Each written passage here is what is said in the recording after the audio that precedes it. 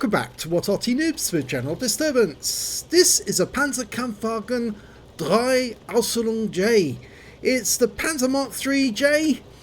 It's located on the north spawn of steps and it's under the command of Mummy of FILO. Now this is a tier 4 medium tank in a tier 5 game, and it's a standard tank, not a premium. Game started. Now, if my memory serves me correctly, they made 5,691 of these tanks. Yeah, they were relatively cheap to make, and this was the version that they made most of because it had the 5cm gun, which made this an efficient tank killer. Yep, it was the 5cm that did the job. They did try to fit a 7.5cm gun onto it, but it just didn't work. With the 5cm, it had both penetration and damage. 70 alpha, 67mm of penetration with standard, and with the APCI you could take that up to 130. So, according to the wiki, you shouldn't be able to take on heavy tanks in this medium, but I think you can actually, because if you catch the enemy tank in the right spot, you'll easily get through them. Now, as you can see, it's an up-armoured version of the Mark III. You can see there's extra armour been put around the driver's port, the machine gun, and the mantlets as well. And there's a version of this at the Tank Museum at Bovingdon. Okay, he's firing standard ammo up at the hill. Normally there's somebody up there. Oh, there was an M4A1 up there. He's having a look to see if he can find someone else. Nope, those shells didn't hit anything. There's normally somebody up there. Obviously the M4A1 came down. We've got a Chinu in sight.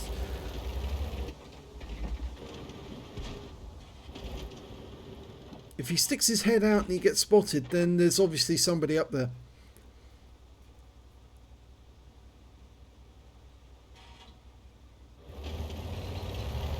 I think one of the reasons why the Germans made so much of the Panzer III is that it was actually fairly easy to make. It was mechanically efficient. It didn't tend to break down that often. And of course they actually manufactured the Stug from the hull of the Panzer Mark III, which means, oh, there is somebody up there, which means there's a lot of commonality between parts and spare parts and all the equipment they needed for all the tanks in the field. So it made sense to have one tank which was actually being used for other purposes. He tries a round at the Matilda, firing APCR, but he doesn't get the kill. That goes to a Hetzer. Okay, he's still firing the... Oh no, he's switched back to the AP now. It's best to conserve your ammo. Don't fire anything that you don't really need to, because you might need those rounds later on. But he's having a quick pump up there because there's somebody up there. Somebody was spotting him when he came out of cover. Now the Chinu's gone, taken out by our T-28E with the F-30 gun. He can move up and find out who it was. Oh, somebody is still around up on top of that hill. Somebody saw him. And there's your answer. It's an Su-76M, which in the books is down as a tank destroyer, but was actually a self-propelled gun as far as the Soviets are concerned. Oh, and there's an Arty up there, the Birch gun. Okay, he's trying to get shots. The Birch gun goes down. He picks up the spotting. No, he's got a... Oh, there's another Su-76 to his right as well. He gets hit by that one. Puts the second one in, finishes him off. Okay, so there's another Su-76M up here. They used to call that Stuka or Little Bitch because it was a really difficult tank destroyer to drive. The driver would actually be sitting next to the engine as he was driving along. Okay, Stug. Well, he managed to get one shot into the Stug before he dipped down into the trench or the gully. Now got a Hetzer up there. Oh, he's gone. Good. Okay.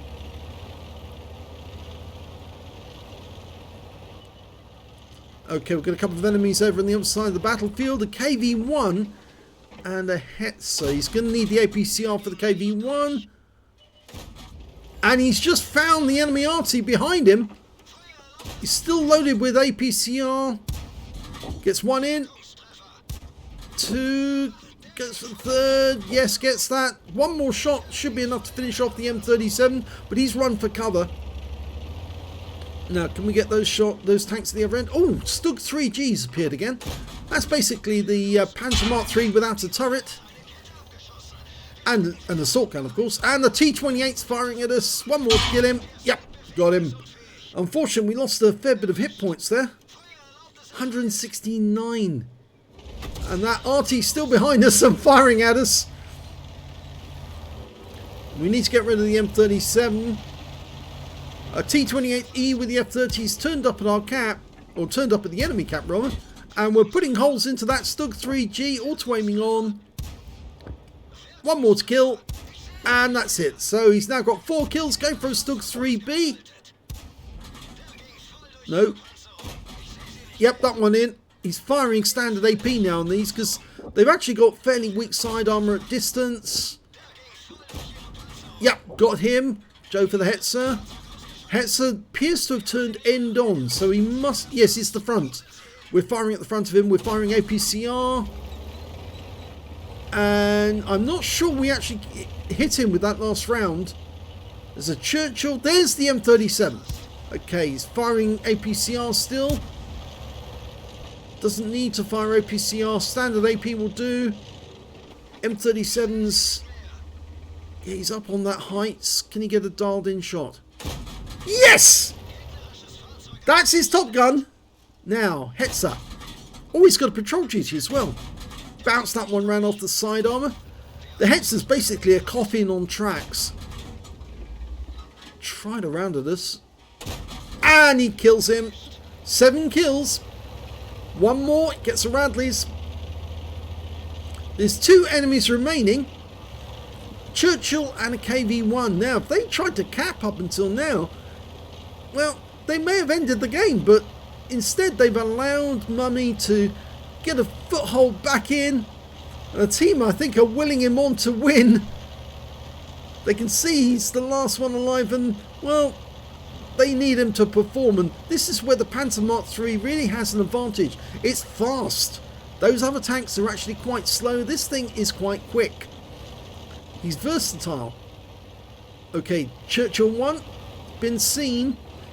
He's about to dive back into the trench. Yes, he has, but the KV1's sitting out of the trench.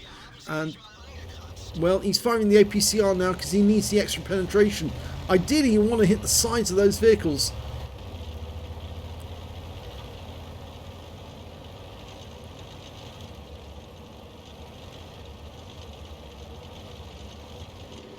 Now, a lot of players, once they get to tier 4, and this is tier 4 medium, once they get to tier 4, they're just in a desperate hurry to get to tier 5 and tier 6, and they neglect little medium tanks like this, which is a bit of a jewel. It is a standard tank, not a premium, but it can be a lot of fun because it's almost as fast as the looks in many ways. And of course it's got a 5cm gun, and of course the Lux has a 5cm, unless of course you choose to use the 3cm autocannon, which of course was never actually put on a Lux. In fact, actually the Lux only had a 2cm anti-aircraft cannon, or at least it was the 2cm gun. Oh, he's got the Churchill going up the rise, so he can just fill the whole side of that vehicle with shells. Yeah, he's getting lovely pens here. Beautiful. Oh, that one went over the top. And he's got into the dip. The KV1's capping. And I think the Churchill's about to join him. That wasn't fully dialed in. That was. And he's giving us a very, very low aspect ratio. Yeah, I mean, now we have to come out from this area because we can't shoot them. We've only got the turrets showing. And the turrets do have fairly good armour, so he's going to have to get closer. He's decided to engage the Churchill 1. It's got 21 seconds left. Now it's increased because he got a reset. This is at moments like this that the HE rounds will become really handy, but Needs to get a reset on the KV-1. He can't see him. Oh, now he can. There he is. Oh, he's hiding behind a wreck. Cheeky little... Yep, there's a wreck there. And the KV-1's just hiding behind it. In fact, it's a wreck of an Arty, I think. He needs to get this reset. Oh, he got it! He's reset him. Now, can he kill the Churchill 1? He's tracked him. That one hit the front armour. Oh, he's turned sideways to us! And that's effectively going to give us it. 2 more. And he got a fire! And he burns! That's an arsonist. So it's only him and the KV-1. And the KV-1's still using that wreck for cover. He keeps changing his position to make sure that he's not poking out either side. Oh, he just got another reset. He must have well over 100 reset points now, so he's definitely got a defender medal. The only problem with the KV-1 appears to have the 85mm gun, in which case he's got fairly good alpha damage for that gun. He's getting lots of supporting messages in chat as well. I think everybody's willing him to win.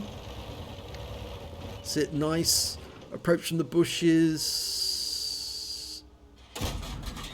Didn't get that one through. That one did. Reset. And, ooh, yeah. 162 hit points lost. Ouch. Only 134 left. He is basically now one shot for the KV-1. And that KV-1 still has so many hit points, he's going to need to fire at least 3 or 4 shots into the guy. Maybe even 5 shots to get a kill. Now, which way does he approach? He can't use those bushes, they're too far over. He'd poke out the other side. There's the KV-1. Oh, he's took a risk there, and he bounced around from the KV-1, which would have killed him. Would have killed him for sure. He's got his Radleys when he killed the Churchill.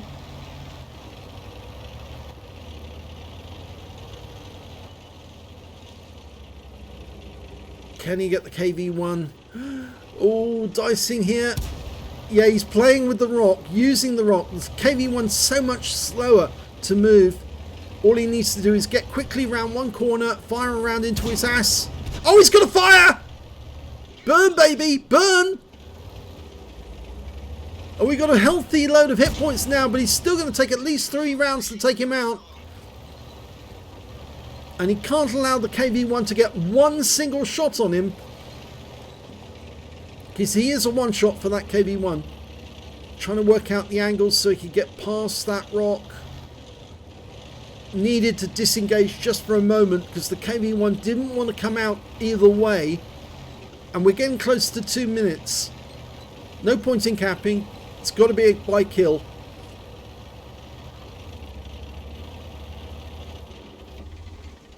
I say no point in capping because in this instance, if he tried to cap, the KV-1 would get a reset on him. And of course he only needs 1 hit to take him out. Can't see the KV-1 yet. I'm sure the KV-1's trying to hunt him as well. That's the problem with disengaging. Sometimes it doesn't work. He's using his gun depression and he's not there. He's pulled away from the rock. Where's he gone? He's going to pull up, use these bushes. There he is! And he's got his rear to us. He didn't realise where we'd gone. He thought we'd gone back to get the cap. We weren't doing that. One more shot to kill. Yes! Wins the game! That was an epic victory for Mummy of FILO in the Panzer Mark III Ausf J. What a great game. Let's have a look at the end of battle stats. It's an ace tanker for Mummy in the Panzer Mark III J. He managed to get, in order, read them out, the arsonist. He set fire to the Churchill as well as the KV-1. The Churchill burned to death, so he got the arsonist one for that one. He got a spotter for spotting at least 1,000 hit points of damage. A duelist for taking down 2 tanks who damaged him during the game. A fire for effect for doing more damage than the hit points to his own vehicle. And of course he got the Bruiser medal for getting at least 5 critical hits. In that one he managed to get 18, would you believe it? 18. He got an Oskin's medal, one of the epics. He got that for destroying 3 enemy tanks or tank destroyers in a battle which were at least 1 tier higher than him. So they had to be tier 5s because he was tier 4. He also picked up the high caliber for dealing the most damage in the game, a Top Gun for getting at least 6 kills. In fact, he ended up getting 9, but of course no Radley Walters, I'm afraid, because he's tier 4. If he was tier 5, he would have got Radleys, but the only medal he actually gets is the Top Gun because he's tier 4. He also got a Defender medal for resetting caps so many times. He must have at least 100 defense points, I would think, at the very least. And his win rate, well, I've rarely seen a higher win rate than that one. 43,252. He totally outperformed the normal characteristics. I think that performance in the Panzer Mark III-J was better than any other performance I've ever seen anyone do in this vehicle. He really did push it to the max and win for his team. He carried his team on that game by far because, of course, 9 kills, 3/5 of the enemy team wiped out by him. Of course, he got the highest damage in the game, 2,736 hit points of damage in that one. The next highest scorer was, in fact, the Hetzer on the enemy team with 2,534, and after that, it was the Hetzer on his own team with 1,727. When it came to kills, he had 9. Nobody else was near him, except maybe the Hetzer on the enemy team with 5 kills. That KV-1 had 4 kills. He also managed to get a cool-headed and a defender as well. And when it came to base XP, of course, it was Mummy with 1,532 base, 744 to the T28 with the F30 gun. And in fact, actually, he was after the KV-1. So the next best was the last guy to die on the enemy team with 768, actually. So I got those the other way round. But yes, 1,532 for Mummy, 768 for the KV-1, and 744 for the T28E with the F30.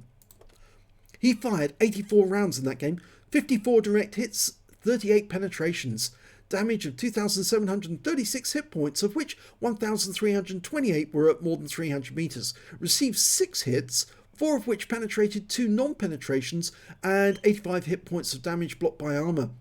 He spotted 6 enemy vehicles, damaged 9 of the enemy, killed 9 of the enemy, and did 1,183 hit points of spotting assist, and he got 100 defense points. In fact, he got a lot more than 100, but obviously the replay sites will only show the maximum that he managed to obtain, which is 100. On a premium count, he earned 58,953 credits from the game, got 30,000 for completing the mission and events, so total was 88,953. And after repair and ammunition resupply, and that's the problem, yes, he did fire a huge amount of APCR during that game, so it did cost him a lot. So he actually made a loss for the game of 40,845 credits. But I don't think he'll be worried about that because he did get a win, and it was a very good win indeed. He got 6 bonds for the medals. I think the Oskins is worth 3, and the Defender, Top Gun, and High Caliber is worth 1 each. 2,298 XP for the game, times 2 for the first victory, 4,596 for completing the mission and events, total 9,192 experience points altogether. What a fantastic game! 43,252 win rates. I've seldom seen higher. In fact, if you do know of a higher one, let me know, and obviously we'll do the replay. But yeah, that was an excellent game by Mummy, and especially considering the fact that he had so little hit points left. That KV-1 could have killed him with 1 lucky shot, and he did bounce around from that KV-1 as he came over that rise. That was probably the luckiest moment he's had in a long while. So very well played, Mummy. Great replay, and thank you very much indeed for posting this so we could all see it. If you enjoyed that replay, please give this video a like and do subscribe to our channel, and thanks for watching.